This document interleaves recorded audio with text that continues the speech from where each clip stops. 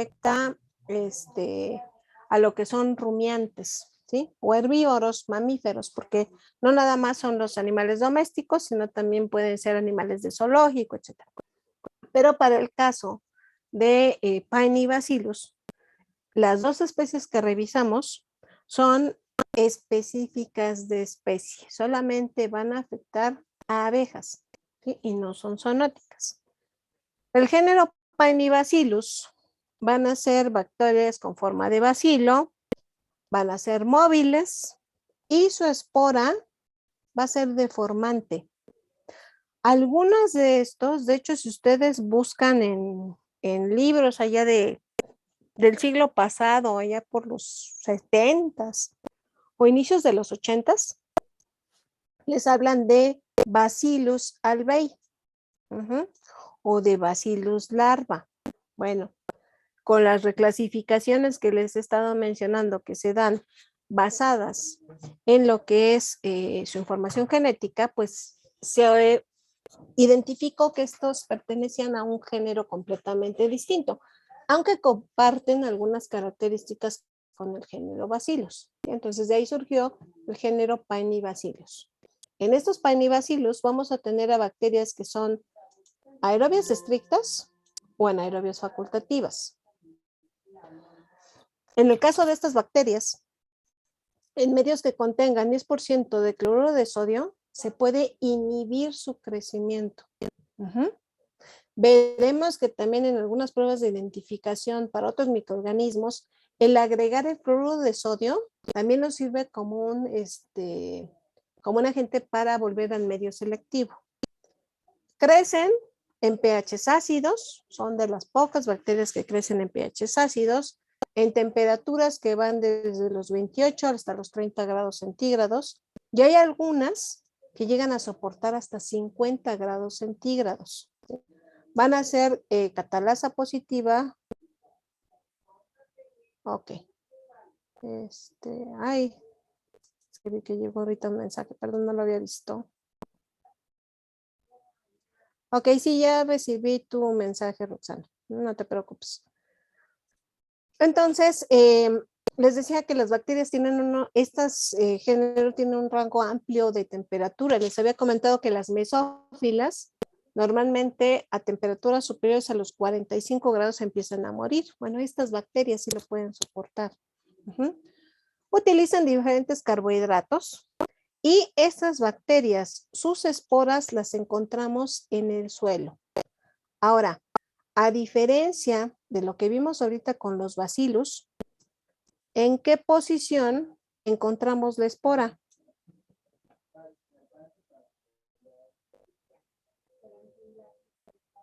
Terminal, subterminal, central. ¿En qué posición se ve?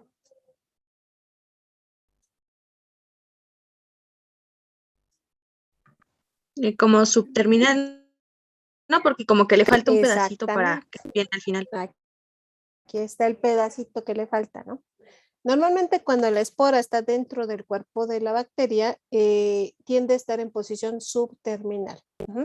Si nos fijamos también, aquí los bacilos tienden a ser más largos que en el caso de bacillus. Bacillus, los bastones o bacilos tienden a ser un poquito más cortos. Aquí tienden a ser más alargados, pero no se puede confundir con un Clostridium por la forma de la espora. Les decía que de este género vamos a revisar a dos especies que ocasionan problemas infecciosos en las abejas. Paenibacillus larva y Paenibacillus albei. ¿Okay? En el caso de albei, ya me pasa. En el caso de Paenibacillus albei, les decía, a lo mejor en alguna bibliografía por ahí o en algún artículo, porque hay todavía quienes la manejan así, la van a encontrar como Bacillus albei. Ahora, esta bacteria está involucrada en una infección que se conoce como loque europea. De hecho, estos microorganismos, la infección o la enfermedad que ocasionan en los animales se conoce como loques, ¿sí? Loque americana, loque europea. Pero aquí, Bacillus albei no es la bacteria que únicamente causa esta infección, tenemos varias bacterias asociadas. Y una de ellas es precisamente Melissococcus plutonius. Esta bacteria, este Melissococcus, va a originar que en este panal se produzca un aroma muy característico, ¿sí? Que es un aroma agrio o un aroma como a putrefacción, que es uno de los signos que nos hace sospechar de esta bacteria, ¿sí? Al igual que lo que son los bacillus, les decía, van a compartir ciertas características bacteriológicas. Estos Panicibacillus solvei también se va a agrupar en cadenas largas como Bacillus anthracis. Es una bacteria móvil, ¿sí? Aquí, ya en específico para Albei, las esporas están en posición terminal o central, crecen en medios que contienen lisozima o contienen un 2% de cloruro de sodio. Ahora, les preguntaba si tenían algún conocimiento de apicultura, porque aquí lo que nos va a ayudar es precisamente visualizar el panal, ¿ok? Las celdas que nosotros vemos en los panales de abejas van a servir para el sitio donde las larvas van a madurar, ¿sí? La abeja reina deposita aquí y una vez que son depositadas, se forma esta especie como de tapita o de cubierta, que se conoce como opérculo. Entonces, estas larvas van a ser alimentadas por lo que son abejas obreras. Recordemos, bueno, no recordamos. En el caso de lo que son las abejas, tienen una jerarquía muy bien establecida, ¿sí? La reina, los zánganos y las obreras. Los zánganos básicamente se encargan de fertilizar a la hembra y hasta ahí. Y las obreras van a ser una parte de ellas, es la que se encarga de alimentar a estas larvas. ¿Por qué? Porque estas larvas dentro de este panal pues no tienen nutrientes. Entonces esas abejas obreras son las que van a ir poniendo el alimento aquí en las celdas, ¿sí? Lo van a ir administrando para que estas larvas se nutran y para que puedan desarrollarse hasta el punto de que se forma ya la abeja y sale de este panal. Bueno, en el caso de esta infección, la bacteria se encuentra en el suelo, ¿sí? Entonces, si por X o Y razón las abejas se contaminan las patas con estas esporas, en el momento que proporcionan el alimento a cada una de estas celdas, es en el momento que están infectando a las larvas. ¿Ok? Esta enfermedad no afecta a lo que son abejas adultas. Generalmente son las larvas. En ambas loques, tanto americana como europea, vamos a ver que la toma de muestra es la misma. Voy a tomar larvas porque es donde se da la infección. Y aquí las que ocasionan la infección tanto en loque americana como en loque europea son precisamente estas abejas que se encargan de nutrir a las larvas. ¿Ok? Entonces, el momento que están pasando de una celda a otra, están contaminando, están infectando a las larvas que están ahí. ¿Qué es lo que yo voy a ver en el caso de loque europea? Bueno, voy a ver que el panal, ¿sí? Muchas de las celdas no van a presentar el opérculo como tenemos aquí estos tres, no tienen esa tapita. Las larvas pueden tener un aspecto seco, ¿sí? Ya están muertas, pero aparte pueden emitir un olor fétido. Y esto es algo de lo que nos podría ayudar a su diagnóstico a nivel clínico. Para el caso de loque americana, en loque americana vamos a ver que aquí la apariencia de la colmena cambia. En loque americana, la única bacteria que causa esta enfermedad es precisamente Paenibacillus larva, subespecie larva. Esta es la única que infecta el panal. Si se fijan aquí, son más celdas las afectadas. Solamente tengo esta que ya se ve toda negra, toda oscura, lo más probable es que esté infectada, y esta que también ya está más oscura que nada, así que ya están infectadas, pero todavía no se ha roto completamente esa cubierta, ese opérculo. En el caso de la loquia americana, de las diferencias que yo voy a ver es que aquí las larvas no se ven tan secas. De hecho, tienen como una capa mucosa. Esta prueba que estamos viendo aquí, esto que ven aquí, es un palillo. Existe una prueba de campo, que es la prueba del palillo. Que si ustedes contactan esta larva y se ve este hilo mucoso, están ante loquia americana. ¿Sí? Es una forma de diagnosticarla a nivel clínico. Aquí, a diferencia de lo que es Pañobacillus alvei, en el caso de esta bacteria Pañobacillus larva, subespecie larva, los bacilos son curveados, ¿sí? Los extremos están ligeramente curveados. Y aquí los podemos encontrar aislados y ocasionalmente en cadenas. Algunas de estas subespecies pueden presentar motilidad. Y aquí, principalmente la espora se va a encontrar en posición subterminal. En ambos casos, les decía, son esporas deformantes. Ahora, medio de cultivo, aquí se utiliza el agar Columbia, es un nombre que recibe también el agar sangre, pero aquí recibe ese nombre ya muy específico porque la sangre que se adiciona es sangre de ovino.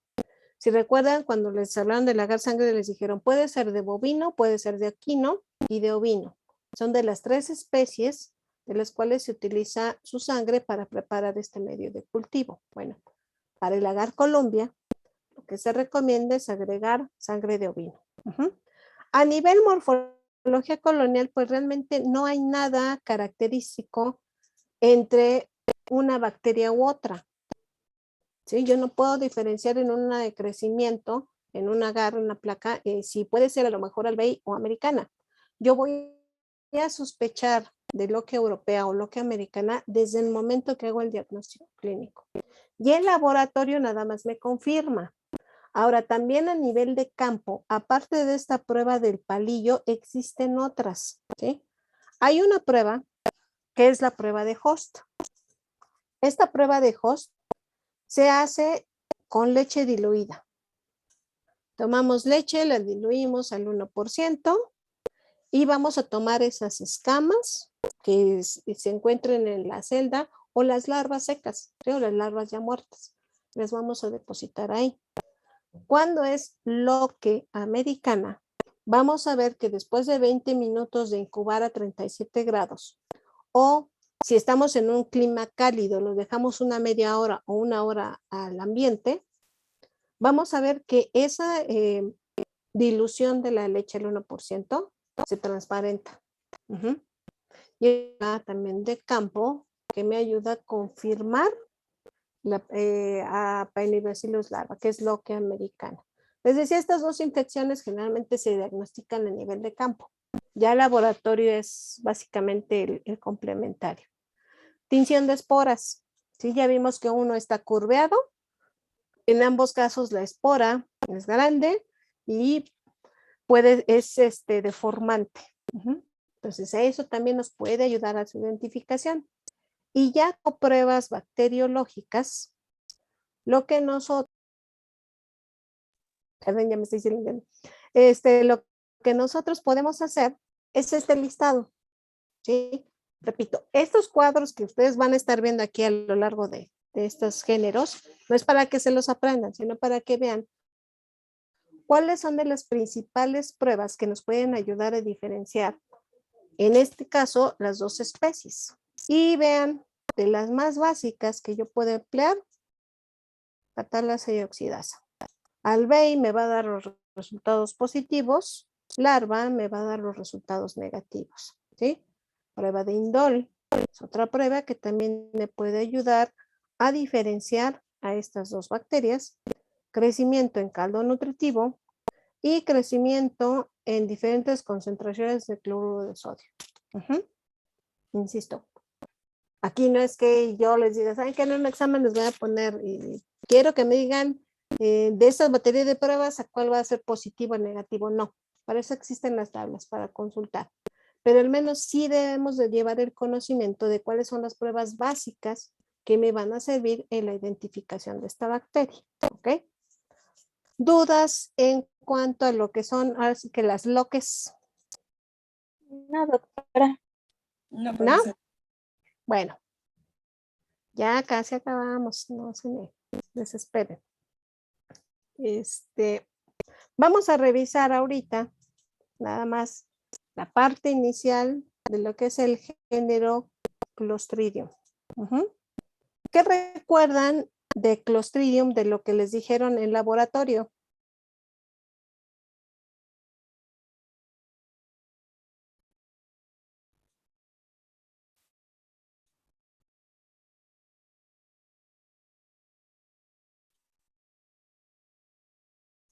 Nada.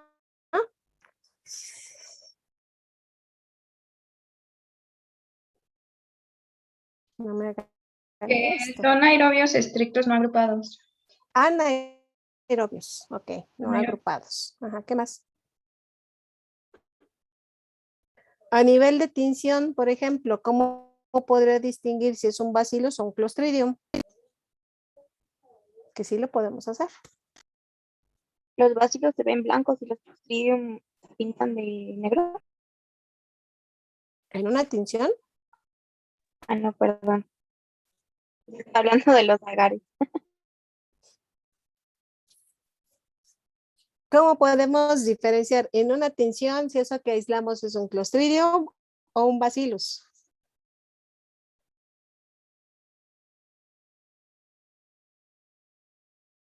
No me digan que han pasado de noche al laboratorio porque le voy a decir a la profesora Andrea y los va a regañar.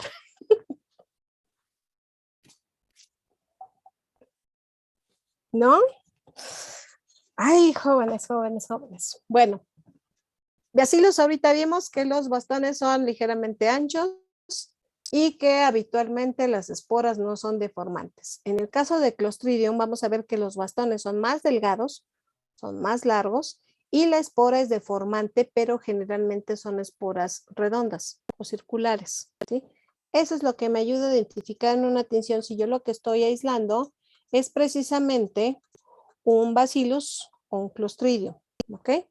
En el caso de Clostridium, vamos a hablar de bacilos que pueden ser,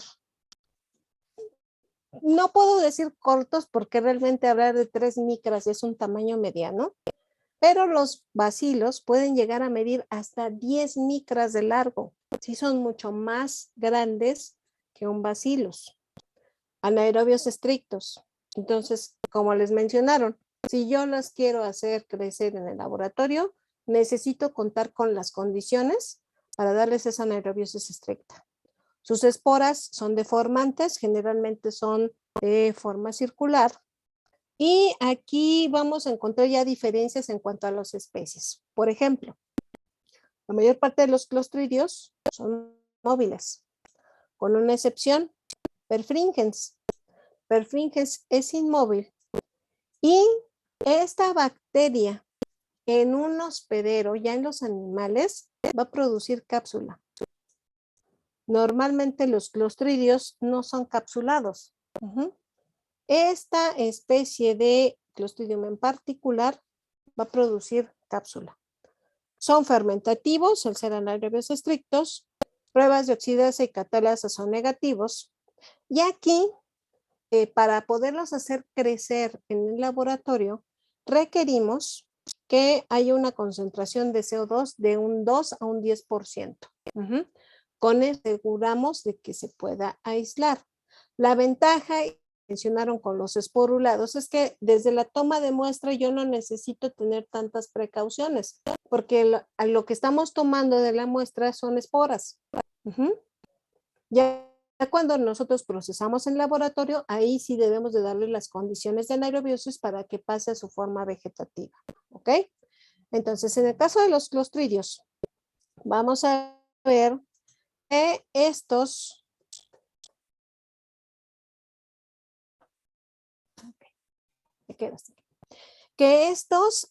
forzosamente requieren medios enriquecidos. Si yo quiero hacer el aislamiento de un Clostridium y no tengo otra cosa más que agar nutritivo, la bacteria no va a crecer. Aparte del agar sangre, En muchos casos veremos que se tiene que adicionar a ese agar sangre algún aminoácido en particular. Se le tiene que adicionar incluso vitaminas o algún carbohidrato en particular, ¿sí? Aquí ya iremos viendo, bueno, para esta bacteria se requiere que el agar sangre se le adiciona, por ejemplo, extracto de hígado. Y si no lo tiene, la bacteria no va a crecer. ¿Okay? Como son bacterias esporuladas, estas bacterias se van a encontrar distribuidas ampliamente en la naturaleza, principalmente en la tierra. Pero las podemos encontrar en cualquier lado. Su hábitat en lo que son los animales, principalmente es a nivel intestinal, tanto de animales como de humanos. Nosotros en el intestino grueso tenemos una gran cantidad de clostridios. De hecho, cuando mueren los animales, cuando nosotros fallecemos, las bacterias que tienden a proliferar y producir una gran cantidad de gas, por eso es que se hinchan a veces tanto los cadáveres, son precisamente los clostridios. ¿Sí? Cuando tenemos algún proceso que afecta aparato gastrointestinal, ¿sí? Y altera la microbiota, pues también de las bacterias que pueden llegar a proliferar son esos clostridios que encontramos ahí. Entonces, los clostridios pueden ser eliminados por heces. Veremos que en algunos procesos infecciosos, pues las heces del animal es la fuente de infección para ellos. ¿Ok? Ahora, los clostridios yo los voy a manejar en 3 grupos. Los que ocasionan daño al sistema nervioso central, que son los neurotóxicos, los que ocasionan daño hacia lo que son tejidos, los histotóxicos, y el que causa las enterotoxinas, ¿sí? Clostridium perfringens, ¿ok? Vamos a ver que los procesos infecciosos son distintos y que en algunos casos no tiene tanto valor el aislar a la bacteria. Tiene más valor identificar la toxina que produce. ¿Ok? Entonces, por hoy le vamos a dejar hasta aquí.